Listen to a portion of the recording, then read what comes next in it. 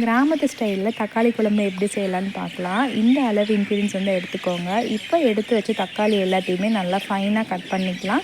ரொம்ப ஃபைனாக கட் பண்ணணும்னு அவசியம் இல்லை, மீடியம் சைஸாக கட் பண்ணி எடுத்துக்கலாம். இது எல்லாத்தையுமே நம்ம வதக்கி மேஷ் ஆனதுக்கப்புறமா அரைக்க போகிறோம். ஸோ ஒரு வானொலியில் இந்த ப்ராசஸ் ஆரம்பிக்கும் போதே தக்காளியை வந்து வதங்க போட்டுடலாம். தக்காளி வதங்கிறதுக்கு லைட்டாக உப்பு போட்டு சேர்த்துட்டு ஒரு வாட்டி மிக்ஸ் பண்ணிவிட்டு மூடி போட்டு வச்சுட்டோம் அப்படின்னா ஆவியில் தக்காளி நல்லா வெந்து மேஷ் ஆகி நமக்கு கிடைக்கும். இந்த மாதிரி மூடி போட்டு வச்சதுக்கப்புறமா தக்காளி நல்லா வதங்கிடுச்சுன்னா ஒரு வாட்டி மிக்ஸ் பண்ணிவிட்டு இதை எடுத்து ஓரமாக வச்சிடலாம். இது ஆறட்டும். இது ஆற டைமில் இன்னொரு பேனில் கொஞ்சமாக எண்ணெய் வந்து சேர்த்துக்கலாம். இதில் ஒரு 1.5 டேபிள் ஸ்பூன் அளவுக்கு கடலைப்பருப்பு சேர்த்துக்க போகிறோம். இதில் நான் சொன்ன அளவு சின்ன வெங்காயம், வரமிளகாய், கறிவேப்பிலை, பூண்டு இது எல்லாமே சேர்த்துக்க போகிறோம். இதெல்லாம் நல்லா வணங்கணும். ஸோ நல்லா ஒரு கண்ணாடி பதம் வர வரைக்கும் வெங்காயத்தை வதக்க போகிறோம். இது வணங்கும் போது லைட்டாக ஒரு 1/4 டீஸ்பூன் அளவு மட்டும் மஞ்சள்தூள் சேர்த்துக்கலாம்.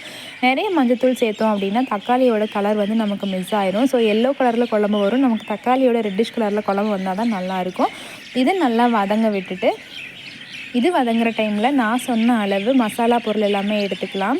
சீரகம், கொத்தமல்லி, அதுக்கப்புறம் பார்த்திங்கன்னா சோம்பு, பட்டை, கிராம்பு இது எல்லாமே நம்ம எடுத்துக்க போகிறோம். எப்போவுமே சீரகத்தோட அளவு வந்து கம்மியாக இருக்கணும், கொத்தமல்லியோட அளவு ஜாஸ்தியாக இருக்கணும். அப்போ தான் குழம்பு வந்து நல்லா கெட்டியாக வந்து கிடைக்கும். இதோட வாசனைக்காக கிராம்பு, ஒரு சின்ன துண்டு பட்டை, சோம்பு, கசகசாவோட சேர்த்து இது எல்லாமே நான் வந்து சேர்த்துக்க போகிறேன். ஸோ வெங்காயம் இதெல்லாம் வதங்கினதுக்கப்புறமா நம்ம எடுத்து வச்ச மசாலா பொருள் எல்லாத்தையுமே சேர்த்துக்க போகிறோம்.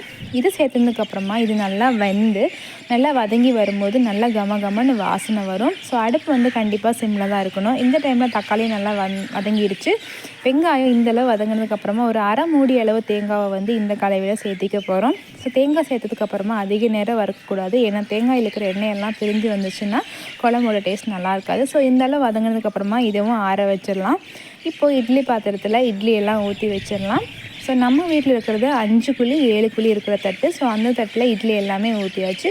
இட்லி மாவு கொஞ்சம் கெட்டியாக இருந்ததுனால தான் இட்லி வந்து நல்லா வரும். ஸோ ரொம்ப தண்ணியாக வந்து இல்லாமல் பார்த்துக்கோங்க.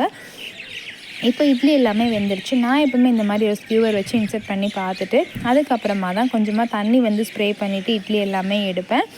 இந்த மாதிரி நம்ம சுகர் சிரப் அப்ளை பண்ணுற பாட்டிலை நான் வந்து இட்லி பாத்திரத்தில் இட்லியை எடுக்கும்போது நான் யூஸ் பண்ணிப்பேன். இப்போது நம்ம வறுத்து வச்ச மசாலா பொருள் தக்காளி எல்லாமே ஆறிடுச்சு. இப்போ இது எல்லாமே ஒரு மிக்சரில் வந்து சேர்த்துக்க போகிறோம். ஸோ மசாலா, தக்காளி எல்லாத்தையுமே சேர்த்துட்டு தேவையான அளவு வந்து தண்ணி வந்து சேர்த்துக்க போகிறோம். தண்ணி சேர்த்துட்டு இது நல்லா ஒரு ஸ்மூத் பேஸ்ட்டாக அரைச்சி எடுக்கணும். இந்த அளவு நல்லா ஸ்மூத்தாக வந்ததுக்கப்புறமா இதை ஒரு பவுலுக்கு மாற்றிக்கலாம்.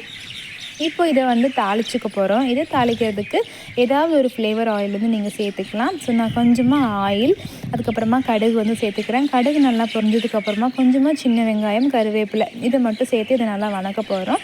ஸோ தாளிக்கிறதுக்கு இது மட்டும் இருந்தால் போதும். காரம் கம்மியாக இருந்தால் நீங்கள் இந்த ஸ்டேஜில் வந்து மிளகா கூட சேர்த்துக்கலாம், ஆனால் நான் வந்து சேர்க்கல. இப்போ நம்ம அரைச்சி வச்ச பேஸ்ட்டை வந்து இதில் சேர்த்துட்டு தேவையான அளவு தண்ணி வந்து சேர்த்துக்க போகிறோம். குழம்பு வந்து உங்களுக்கு எவ்வளோ கெட்டியாக வேணுமோ அந்தளவுக்கு நீங்கள் தண்ணி வந்து சேர்த்துக்கலாம். இது வந்து ஆறும்போது நமக்கு நல்லா கெட்டியாகி கிடைக்கும். ஸோ கொஞ்சம் நேரம் மூடி போட்டு மூடி வச்சு வேக வைக்கலாம். இந்த மாதிரி நல்லா நுரைச்சி நல்லா கொதிக்க ஆரம்பிக்கும். ஸோ உப்பு காரம் ஏதாவது கம்மியாக இருக்குது அப்படின்னா நம்ம டேஸ்ட் பண்ணி பார்த்துட்டு இந்த மாதிரி நல்லா கொதிக்கணும். அப்போ தான் பச்சை வாசனை இல்லாமல் குழம்பு நல்லா கமன்னு வாசனையாக இருக்கும். ஸோ உப்பு ஏதாவது கம்மியாக இருந்தால் இந்த ஸ்டேஜில் வந்து ஆட் பண்ணிக்கலாம். இப்போது இட்லியை ரிமூவ் பண்ணும்போதும் நான் என்ன பண்ணுறேன் அப்படின்னா அதே மாதிரி வாட்டரை பேக் சைட்லேயும் வந்து நான் ஸ்ப்ரே பண்ணி எடுக்கிறேன். இந்த மாதிரி பண்ணும்போது பார்த்திங்கன்னா கொஞ்சம் கூட இட்லி வந்து துணியில் ஒட்டாமல் நல்லா வந்து வரும். ஸோ பீல் பண்ணும்போது நம்ம எப்படி கேக் வந்து டிமோல்ட் பண்ணும்போது எவ்வளோ ஹாப்பியாக இருக்குமோ அதே மாதிரி இட்லி வந்து டிமோல்ட் பண்ணி எடுக்கும்போது ரொம்ப ஹாப்பியாக இருக்கும். அதுவுமே வந்து துணியில் ஸ்டிக் ஆகாமல் வந்துச்சு அப்படின்னா நல்லாயிருக்கும். ஸோ எல்லா இட்லியிலையுமே இந்த மாதிரி தண்ணி வந்து ஸ்ப்ரே பண்ணி துணியில் வந்து ஒட்டாமல் கொஞ்சம் நம்ம பொறுமையாக வந்து எடுத்தோம் அப்படின்னா கண்டிப்பாக துணியில் ஒட்டாமல் வந்து வரும்.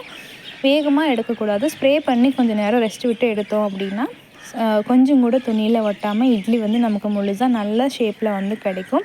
ஸோ இந்த மாதிரி எல்லா இட்லிகளையுமே பொறுமையாக வாட்டர் வந்து ஸ்ப்ரே பண்ணி எடுத்தாச்சு. ஸோ இட்லி எல்லாம் பார்த்திங்கன்னா அழகாக இருக்குது, பார்த்தாலே சாப்பிட்ணும் போல் ஆசையாக இருக்குது. இப்போது இதோட அவுட்புட் வந்து பார்க்கலாம்.